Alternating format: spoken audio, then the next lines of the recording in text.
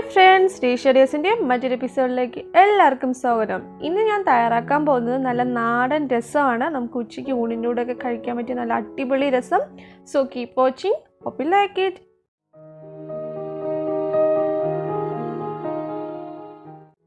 അപ്പോൾ നമ്മളിവിടെ ആദ്യം പുളി വെള്ളത്തിലിട്ട് വയ്ക്കുകയാണ് പോകുന്നത്. അപ്പോൾ ഒരു നെല്ലിക്കയുടെ സൈസിലുള്ള പുളി എടുത്തിട്ട് നമ്മൾ ഇതുപോലെ വെള്ളത്തിലിട്ട് വയ്ക്കുക. എന്നിട്ട് നമുക്ക് ബാക്കിയുള്ള കാര്യങ്ങൾ ചെയ്യാം.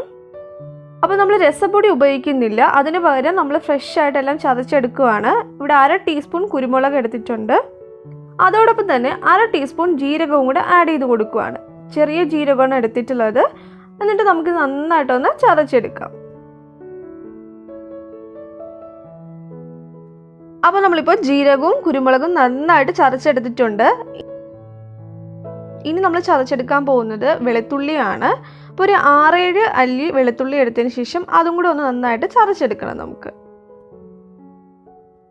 അപ്പം ഞാൻ ഇതുപോലത്തെ ഒരു ചട്ടിയിലാണ് നമ്മൾ രസം തയ്യാറാക്കാൻ പോകുന്നത്. ഇനി നമുക്ക് എണ്ണ ഒഴിച്ചു കൊടുക്കാം. രസത്തിന് എപ്പോഴും ടേസ്റ്റ് നിറയെ എണ്ണ ഉള്ളതാണ്. എന്നാലും നമ്മുടെ ഒരു ഹെൽത്തിന് അത്ര എണ്ണ നല്ലതല്ലാത്തതുകൊണ്ട് നമുക്ക് ആവശ്യത്തിന് മാത്രം എണ്ണ ഒഴിച്ചു കൊടുക്കാം.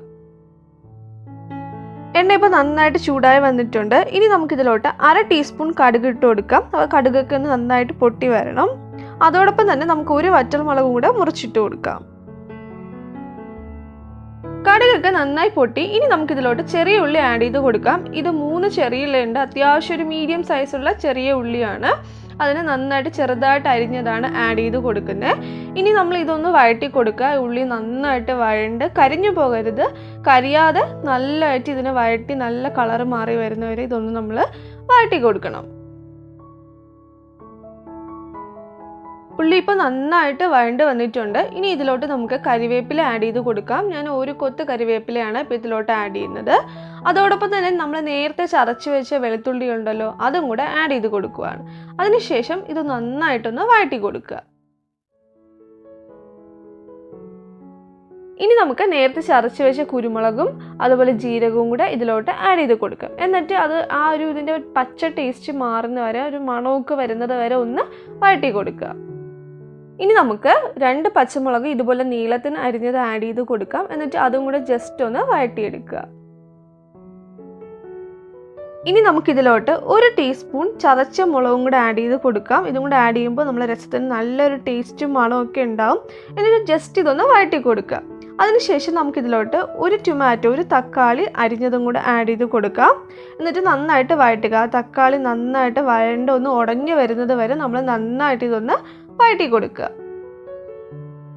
ഇനി നമുക്ക് പൊടികൾ ആഡ് ചെയ്യാം. ഞാനിവിടെ ഇപ്പോൾ 1/4 ടീസ്പൂൺ മഞ്ഞൾപ്പൊടി ആഡ് ചെയ്ത് കൊടുക്കുവാണ്. അതോടൊപ്പം തന്നെ 1 ടീസ്പൂൺ മല്ലിപ്പൊടിയും കൂടെ ആഡ് ചെയ്ത് കൊടുക്കുവാണ്. നിങ്ങൾക്ക് മല്ലിപ്പൊടിക്ക് പകരം വേണമെങ്കിൽ ഫ്രഷ് മല്ലി എടുത്തിട്ട് നേരത്തെ കുരുമുളക് നമ്മൾ ചതച്ചിട്ടില്ല, അതുപോലെ വേണമെങ്കിൽ ചതച്ചിടാവുന്നതാണ്. ഇനി നമുക്കിതിലോട്ട് 1/2 ടീസ്പൂൺ മുളക് പൊടിയും കൂടെ ആഡ് ചെയ്ത് കൊടുക്കാം. നമ്മൾ നേരത്തെ പച്ചമുളകും ചതച്ച മുളകും കുരുമുളകും ഒക്കെ ഇട്ടിട്ടുണ്ട്. അതുകൊണ്ട് 1/2 ടീസ്പൂൺ മുളക് പൊടിയും അതോടൊപ്പം 1/4 ടീസ്പൂൺ കായവും കൂടെ ആഡ് ചെയ്ത് കൊടുക്കുവാണ്. എന്നിട്ട് ഇതൊന്ന് നന്നായിട്ട് വഴറ്റുക. നമുക്കൊരു നല്ല മസാലയുടെ ഒരു സ്മെല്ല് വരും, അതുവരെ ഒന്ന് വഴറ്റി കൊടുക്കുക.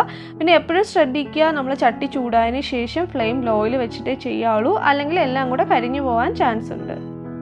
ഇനി നമുക്ക് പുളിവെള്ളം ആഡ് ചെയ്ത് കൊടുക്കാം. നമ്മൾ നേരത്തെ പുളി വെള്ളത്തിലിട്ട് വെച്ചിരുന്നല്ലോ, അപ്പോൾ ആ വെള്ളത്തിൽ പുളി നന്നായിട്ട് പിഴിഞ്ഞിട്ട് ആ വെള്ളമാണ് നമ്മളിപ്പോൾ ആഡ് ചെയ്ത് കൊടുക്കുന്നത്. ഇനി നമുക്ക് ഇതിലോട്ട് നമ്മുടെ രസം എത്രത്തോളം നമുക്ക് ആവശ്യമുണ്ടോ അതനുസരിച്ച് ഇതിലോട്ട് വെള്ളം ആഡ് ചെയ്ത് കൊടുക്കണം. ഞാനിപ്പോൾ ഇവിടെ 3 ഗ്ലാസ് വെള്ളമാണ് ആഡ് ചെയ്ത് കൊടുക്കുന്നത്. 3 ഗ്ലാസ് ആകുമ്പോൾ ഏകദേശം ഒരു 750 ml ആണ് വെള്ളം ഞാൻ ഇതിലോട്ട് ഒഴിച്ചു കൊടുക്കുന്നത്.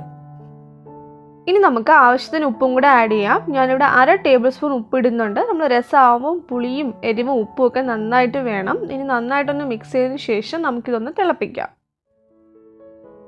ഇപ്പോൾ രസം ചെറുതായിട്ട് തിളച്ച് വരുന്നുണ്ട്. അപ്പോൾ നമുക്ക് ഈ ടൈമിൽ മല്ലിയിലയും കൂടെ ആഡ് ചെയ്ത് കൊടുക്കാം. ഞാനിവിടെ കുറച്ച് മല്ലിയില യൂസ് ചെയ്യുന്നുള്ളൂ. നിങ്ങൾക്ക് മല്ലിയിലയുടെ ടേസ്റ്റ് ഇഷ്ടമാണെങ്കിൽ അതനുസരിച്ചിട്ട് ഉപയോഗിക്കുക. ഇനി നന്നായിട്ട് ഇതൊന്ന് തിളച്ച് വരട്ടെ. ഉപ്പ് കുറച്ച് കുറവായതുകൊണ്ട് ഞാൻ കുറച്ചും കൂടെ ആഡ് ചെയ്ത് കൊടുത്തു. അപ്പോൾ അത് നിങ്ങളെ ടേസ്റ്റ് അനുസരിച്ചൊന്ന് ആഡ് ചെയ്ത് കൊടുക്കുക.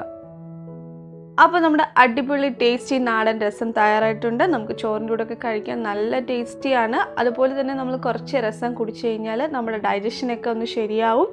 അതുപോലെ നമുക്കിപ്പോൾ പനിയോ ജലദോഷമോ ഒക്കെ ഉണ്ടെങ്കിൽ കുറച്ച് കുരുമുളകൊക്കെ കൂടുതൽ ഇട്ടിട്ട് കുടിക്കുക, നല്ല ആശ്വാസം കിട്ടും. അപ്പോൾ നിങ്ങൾ എന്തായാലും ട്രൈ ചെയ്ത് നോക്കുക. ട്രൈ ചെയ്തതിന് ശേഷം നിങ്ങളുടെ ഫീഡ്ബാക്ക് എന്നെ കമൻസിലൂടെയും ഇമെയിലൂടെയും അറിയിക്കുക. വീഡിയോ ഇഷ്ടമെങ്കിൽ ലൈക്ക് ചെയ്യാനും ഷെയർ ചെയ്യാനും സബ്സ്ക്രൈബ് ചെയ്യാനും മറക്കരുത്. വീണ്ടും ഒരു വീഡിയോയുമായി കാണുന്നവരെ ടേക്ക് കെയർ, ബൈ.